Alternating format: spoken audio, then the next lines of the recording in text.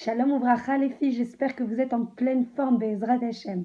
Pour moi, la voix est tout petit peu enrouée, donc j'espère que vous allez réussir à me comprendre et que ça ne sera pas trop désagréable à l'écoute. Voilà, on a dit que la Avodat Hashem, il fallait qu'elle soit matmida, ça veut dire persistante, ça veut dire continue. On ne s'arrête pas, les paroles de Torah, on ne les arrête pas pour quelques prétextes que ce soit. Donc Be'ezrat Hashem avec beaucoup de remerciements pour Akadosh Baruch Hu, un petit cours de quelques minutes pour nous remplir des forces d'Hachem, de sa Torah, de sa lumière, et qu'elle puisse nous accompagner en fait tout au long de la journée avec beaucoup de providence divine pour une journée mutzlachat, pour une journée réussie, pour une journée pleine de sens comme elle se doit d'être, Be'ezrat Hashem, donc avec beaucoup de Gdusha et de Tahara, Be'ezrat Hashem. Aujourd'hui, on va continuer en fait sur le Inyan de la Tfila. On a parlé en fait à quel point le monde repose sur deux piliers, la Torah, le Limud Torah, et aussi la Tfila. Et le sommet de la prière, c'est le Shmona Esrei, c'est-à-dire la Hamida. C'est le moment le plus kadosh, c'est le moment où il faut être le plus concentré, c'est le moment où il faut être le plus animé en fait par la prière qu'on se doit de donner à Kadosh Baruch Hu. Dans cette époque où il n'y a pas de korbanot, où il n'y a pas de sacrifice, c'est un korban que d'apporter ça à Akadosh Baruch Hu, et ça lui apporte beaucoup de nachat et beaucoup de réjouissance de sentir en fait son fils, sa fille, tendu, animé, inspiré, investi dans la prière. Donc on va parler au roi, on va comprendre à quel point on parle au roi des rois. Et donc ce moment est extrêmement précieux, c'est une opportunité extraordinaire. C'est un moment où les prières, elles peuvent aller très haut jusqu'au Kisei HaKavod.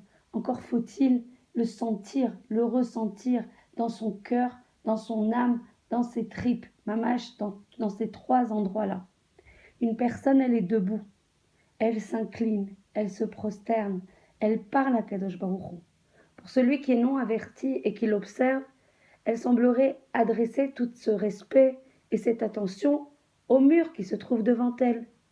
Et en fait, cette attitude extérieure impressionne l'observateur et transforme la scène qui se déroule sous ses yeux comme un acte de prière et comme un acte de profond respect et de dévotion. En fait, il faudrait connaître, alors c'est sûr que c'est un travail, pour certaines qui ne parlent pas l'hébreu, pour certaines qui n'en comprennent pas le sens, pour certaines qui ne lisent pas facilement l'hébreu, il faut travailler en fait à comprendre le sens de la prière, des mots que l'on prononce, c'est essentiel, parce que c'est comme ça qu'on saura ressentir les mots qui sont adressés au roi, des rois, et qui est une étape donc cruciale. Sans cela, les mots sont une récitation, et c'est le contraire de la récitation, la prière. La prière, c'est une supplication. On l'a dit dans plusieurs cours, comme un pauvre qui arrive à la porte en fait d'une maison et qui meurt de faim. C'est une supplication de toute l'âme, de toute la neshama. On se trouve sur le fil de nos possibilités et on supplie à Kadosh Baruch Hu d'accéder en fait à nos demandes. Et le Shulchan Aruch, il définit l'état d'esprit dans lequel on doit se trouver lorsqu'on récite, justement pas quand on récite, quand on supplie à Kadosh Baruch Hu pendant le Shmona Esrei, on doit considérer que la Shrina, que la présence d'Akadosh Baruch Hu est devant nous. On est panim, moul panim, on est face à face avec Akadosh Baruch Hu. Comme si on parlait, Kivyachol, à un roi humain, mais évidemment à des années-lumière de comme si on parlait à un roi humain. On parle juste au roi des rois, celui qui a tout créé, qui a créé en fait toutes les galaxies, tous les univers, qui a créé ce monde et qui le maintient en vie chaque seconde. Et nous avec, évidemment. Il faudrait donc mettre de l'ordre dans ces mots, de l'ordre dans ses intentions. Il faudrait se concentrer, mamache, de manière à 100% sur l'ensemble des mots et ne pas faire de faux pas et ne pas échouer dans nos intentions. Combien on doit faire pour être devant le roi des rois qui va examiner toutes les intentions, qui va examiner toutes nos pensées, qui va examiner tous les mots et comment ils sont prononcés. On prend l'exemple de Rav Moshe Feinstein, qui est un grand Zecher Tzadik Vekadosh Livracha, qui se tenait debout immobile, très droit, lorsqu'il récitait le Shmona Esrei.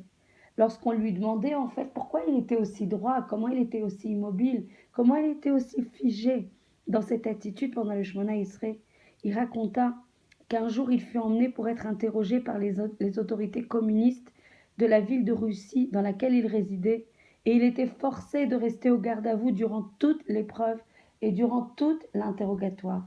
Alors Rav Moshe prit la décision qu'à partir de ce jour, regardez la grandeur d'âme de Rav Moshe Feinstein, il en ferait de même lorsqu'il récitait le Shmona Esrei. Il se dit comment c'est possible que pendant cet interrogatoire devant des êtres de chair et de sang, je me suis tenue comme ça immobile, en métar, en tension, sans bouger, avec beaucoup de respect et de dévotion. Et devant le roi des rois, je me permets comme ça de vaquer à mes pensées, à mes autres ignanimes, sans être respectueux, sans avoir vraiment la stature et physique et mentale pour m'adresser à Kadosh Baruch Hu. Donc il a pris sur lui depuis ce jour-là, et ça doit être un enseignement très important pour nous, d'être vraiment très respectueux, très tendu, très animé. Toute notre neshama, tout notre corps, tout notre cœur, il doit louer à Kadosh Baruch Hu pendant ce Shmona Esrei. Après tout, se tenir au garde à vous devant des autorités fut une preuve de soumission. Je me suis soumis, dit le Rav Moshe Feinstein, devant les autorités russes, assurément, à Kadosh Baruch Hu, qui est le Melech Malchei Amlachim, le roi de tous les rois. Il ne mériterait pas au moins ce respect?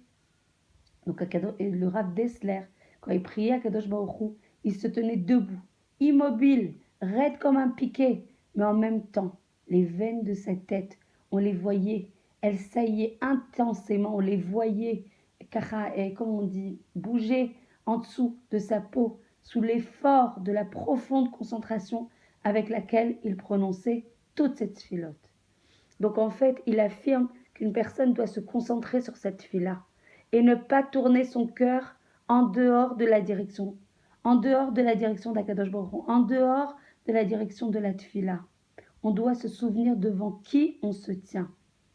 Un autre Rav, le Rav Yaakov Kamenetsky, il nous fournit une parfaite illustration que j'ai trouvée très révélatrice et très sensée, évidemment, et de la manière dont ce concept se concrétise dans la vie à travers l'histoire de son maître, le Alter de Slobodka. Un jour, raconte le Rav Kamenetsky, durant la Première Guerre mondiale, le Alter, qui était donc son maître, était en train de prier Mincha. Lorsqu'au beau milieu du Shmona Esrei, des bombes se mirent à tomber. Instinctivement, qu'est-ce qui se passe? Toutes les personnes présentes dans la pièce, elles se jettent sur le sol, à l'exception du Alter, à l'exception du maître, le Alter de Slobodka, qui regarde en fait les personnes présentes dans la pièce qui se jettent sur le sol et lui qui reste debout, jusqu'à la fin, immobile, investi, animé par la prière du Shmona Esrei. Il a lancé alors un regard autour de lui et il a demandé, en toute innocence, que s'est-il passé ici? Pour voir la grandeur en fait des personnes, qu'elles sont animées, mobilisées et qu'il n'y a que ça qui les sollicite, complètement investies à 100% dans la prière. Le Chazon Ish définit les lignes de conduite suivantes pour atteindre la kavana adéquate. La tâche d'une personne est de visualiser pendant la tfila le fait qu'Hachem écoute chaque mot. Chaque mot des prières qui sont prononcées par les lèvres humaines, il les entend et il va examiner minutieusement les pensées de ceux qui le prient.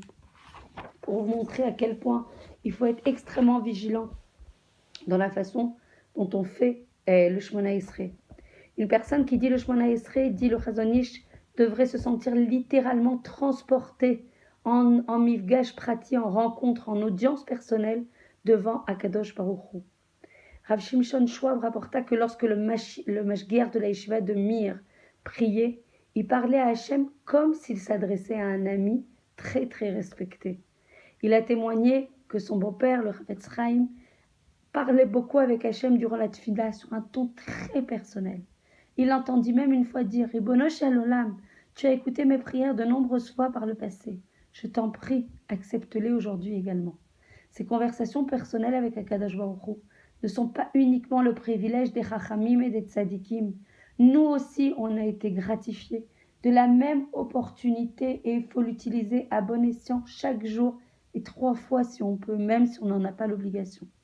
On demanda à un éminent Rav combien de temps il faut pour réciter le Shmona Esrei et il a répliqué aussi longtemps que nécessaire pour présenter vos requêtes au roi. Un juif se tient debout en prière et médite devant la majesté devant la royauté d'Akadosh Baruch Hu, devant qui il se tient. Il s'incline, il songe au profond respect qu'il doit à son maître et à son créateur. Enfin, il est prêt à parler à Akadosh Baruch Hu et il est prêt à l'écouter. Voilà, désolé pour la voix avec laquelle je vous tiens et partage cet enseignement Be'ezrat Hashem, en espérant qu'il ne soit pas trop désagréable aujourd'hui. Je vous embrasse très fort. Profitez de toutes les opportunités de partager, de parler, de louer, de chanter à Kadosh Baruch Hu. Et vous verrez, dans cette relation, l'écho vous parviendra. Il y a toujours, quand une relation elle est nourrie, elle est alimentée, elle est investie, Akadosh Baruch Hu vous répondra Be'ezrat Hashem. Je vous embrasse très fort et je vous souhaite une journée pleine de lumière et de bénédictions Be'ezrat Hashem. À demain.